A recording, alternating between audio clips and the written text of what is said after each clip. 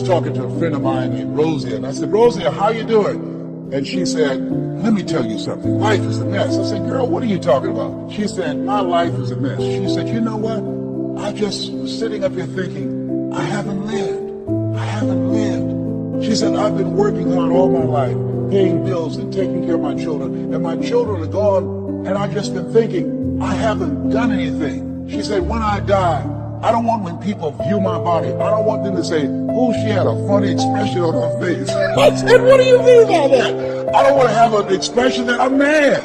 Because if I died right now, I would be mad. I said, why? What are some of the things you'd like to do? She said, travel. I would love to travel. I'd like to see the pyramids. I've never been to Paris. I want to go to Paris. I've never been there. There are things that I want to see, things I want to do. She mentioned a variety of things. And I remember a story about a lady who went to the doctor and she was diagnosed with terminal cancer. And she came home and she was sitting at the table and she was drinking some coffee. And all of a sudden, she just looked up and she said, I refuse to die an unlived life. I refuse to die an unlived life. And she decided that she was going to live. And up to that point, her life was for her family, for her children, for her husband. But she had left herself out of the equation. Have you ever done that? I remember at a period of my life, I was going to work and I was working on a job that I hated. And at the same time, I was praying that I wouldn't get fired. I was praying that I wasn't laid off. I was miserable. Nobody was holding a gun to my head, but I showed up every day and I used a flimsy excuse. Well, I got to pay the bills. I've got a car payment I have to pay. I have a family, I have children, I have a car note, and I have a mortgage note I have to pay. I've got to survive. I was showing up for a paycheck. Ladies and gentlemen, that's not living. And a friend of mine said, you know when people change? And I said, no. He said, when they get to the point when they say, I've had it. I've had it. See, that could be the day. The day you could say, I've had it. And whether you've had it with something small or something major, the day you can say, I've had it, may not be the day it ends, but the day it begins. Powerful day. The man's finally had it with mediocrity. He's had it with being a loser. He's finally had it with those awful sick feelings inside, knowing his wife is at the grocery store looking at 2 cans of beans, one marked 37 cents, one marked 39 cents. And the guy sick inside knows his wife's going to buy the 37-cent can, and she doesn't even like the brand. Do you know why she's going to buy the 37-cent can? To save 2 cents. The guy sick inside finally says, I've had it. Being on my knees in the dust looking for pennies? We're not living like this anymore. Could be the day that turns your life around. The day you can say, I've had it. And not only have you said, I've had it, but you said also in your heart of hearts, I can do better than this. And let me share something with you. You can. Because if anybody told me, and I'm going to share some things with you that I've done, not for the purpose to impress you, but to impress upon you what the possibilities are when you work on your mind and have mindset development. Because I found that how people live their lives is a result of their state of mind. It has been said, you don't get in life what you want, you get in life what you are. So part of the process, number one, is expose yourself to positive messages.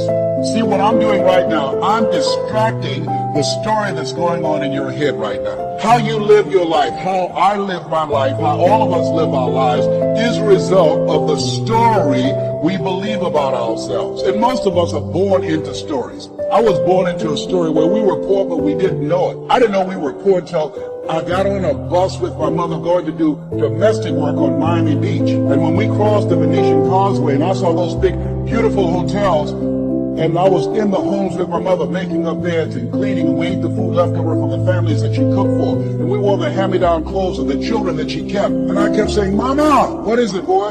As we got ready to pack up to go back home and to Overtown and Liberty City and all the poverty and filth and the violence there, I was saying, why can't we stay here? Why can't we stay here? She said, Lester, we can't. Why? Because we can. Why, Mama? Why can't we? She said, it's just the way it is. Now shut up. And I kept saying to myself, why is that the way that it is? And I guess I was okay for Wesley and Margaret Ann and Leonard and Angelo and Sharon and Linda, but it wasn't okay for me. I was curious. I wanted to live like Mr. Sidersky lived. I wanted the big car that he had. I wanted that big home that he had. We lived in a 2-bedroom apartment. It was 7 of us, plus mama. He had a big mansion, just 3 of them, 10,000 square feet. I said, Mama, what is it, Leslie? One day, I want to buy you something just like this. My brothers and sisters, when we were on the bus going back, they were just engaged in playful things. I was thinking and dreaming. Mama didn't understand why I was thinking like that, because I'd been exposed to positive messages. I had to take care of Mr. Swiderski. I had to shine his shoes and clean his office. And every day when he was listening to motivational messages, I was hearing those things too. Earl Nightingale, we become what we think about. All of us are self-made, but only the successful will admit it. In order to be successful, you must be willing to do the things today others won't do in order to have the things tomorrow others won't have. Your mind is a machine. You must program yourself for success. Wow. When I heard those words, I said, wait a minute. I can program my mind for success. I can program my mind for wealth. You can too. Trust me.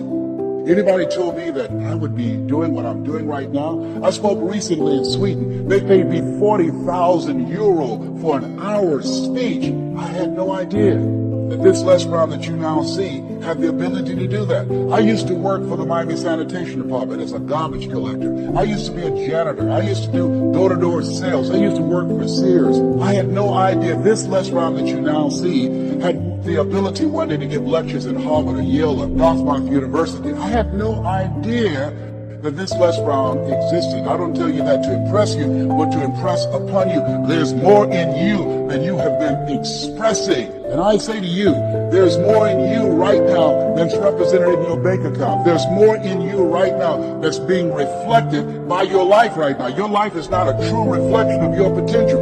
You have greatness within you. You have the ability to do more than you can ever begin to imagine. There's a reason that my favorite book says, as a man thinketh, so is he. And as he continues to think, so he remains. In order for us to begin to break into that level of greatness that we have within ourselves, we have to make a conscious choice every day to expose your mind to positive messages. So I put myself on a regimen. I do this every day, and I suggest that you do it. Write this down. Number 1, listen to motivational messages every day. I guarantee you, if you do what I'm sharing with you right now, for 6 straight months, every day your life will never be the same again. I guarantee it 100%. You listen every day for 1 hour to Creating Your Greatest Life, any of those messages, because faith comes by hearing and hearing and hearing. What it will begin to do is interrupt the story in your mind. It will override the story that you believe about yourself. It will distract all the negative thoughts that you have that's holding you back, that held me back for 14 years. But I used to go see the #1 motivational speaker on the planet, Zig Ziglar and Tony Robbins, and my heart said, I can do that. I love to help people. I'm just like my mother. And then my mind would ask how. And I went from my heart to my mind. And my mind would say, Les Brown, you don't have a college education. Les Brown, you've never worked for a major corporation. Les Brown, you were labeled educable mental retarded. Have you ever thought about something you wanted to do and you convinced yourself that you couldn't do it?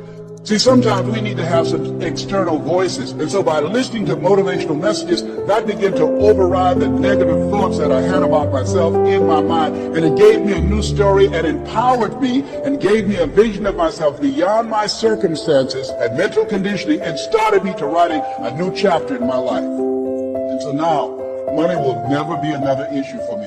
And that was an issue for most of my life because I didn't know what I didn't know and I thought I knew. So what you have to do is that you have to have mindset development strategy where you are deliberately taking an hour every day listening to a motivational message. Every day. Here's something else. Read 10 to 15 pages of something positive every day. Why? And read it with conviction and stay focused. 10 to 15 pages every day. This is 7 days a week? Absolutely.